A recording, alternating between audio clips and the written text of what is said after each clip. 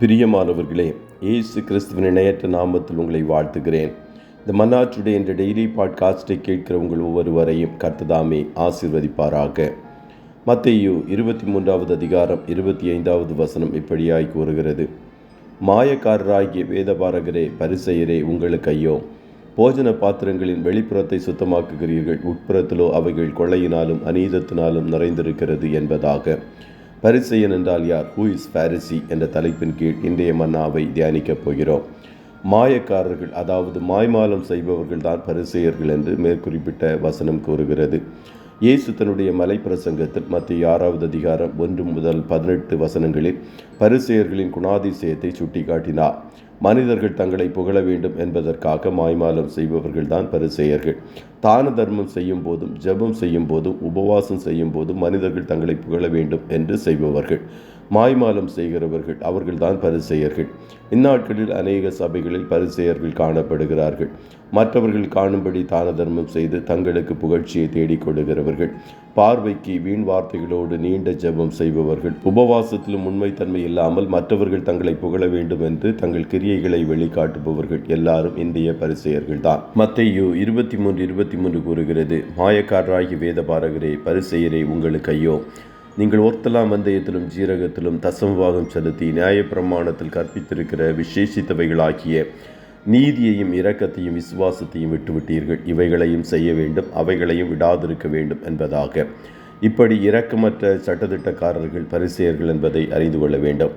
மத்தேயு 23:6-7 தங்களுக்கு பட்டங்களை தேடிக்கொள்ளுபவர்களும் பரிசேயர்கள் என்றுதான் வேதம் கூறுகிறது. விருந்துகளில் முதன்மையான இடங்களையும், ஜெப ஆலயங்களில் முதன்மையான ஆசனங்களையும், சந்தை வெளிகளில் வந்தனங்களையும், மனுஷரால் ரபி ரபி என்று அழைக்கப்படுவதையும் விரும்புகிறார்கள். பெயருக்கு முன்பாக பல பட்டங்களை போட்டுக்கொள்ள துடியாய் துடிக்கும் ஊழியக்காரர்களும் பரிசேயர்களின் சுபாவத்தில் இருக்கிறார்கள் என்பதை அறிந்து கொள்ள வேண்டும். இதுபோல குற்றம் கண்டுபிடிப்பவர்களும் பரிசேயர்கள்.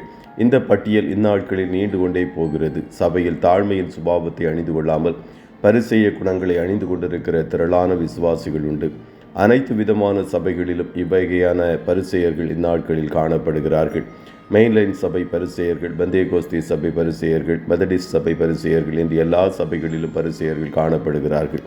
தேவ ஜனங்களே, பரிசேயர்களுக்கு ஐயோ என்று ஆண்டவர் கூறியிருப்பதை அறிந்து இவ்வகையான சுபாவங்களை ஒழித்து கிறிஸ்துவின் சிந்தையை தரித்து வாழ உங்களை ஒப்புக்கொடுங்கள். கர்த்தர் உங்கள் ஒவ்வொருவரையும் ஆசீர்வதிப்பாராக. ஜெபம் செய்வோமா?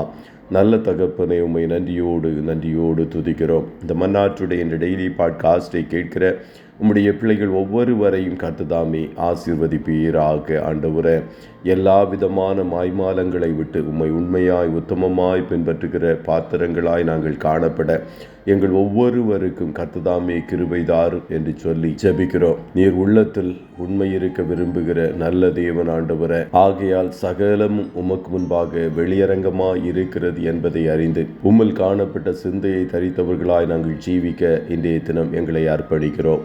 உம்முடைய பிள்ளைகள் கையிடுகிற வேலைகளை ஆசீர்வதிப்பீராக.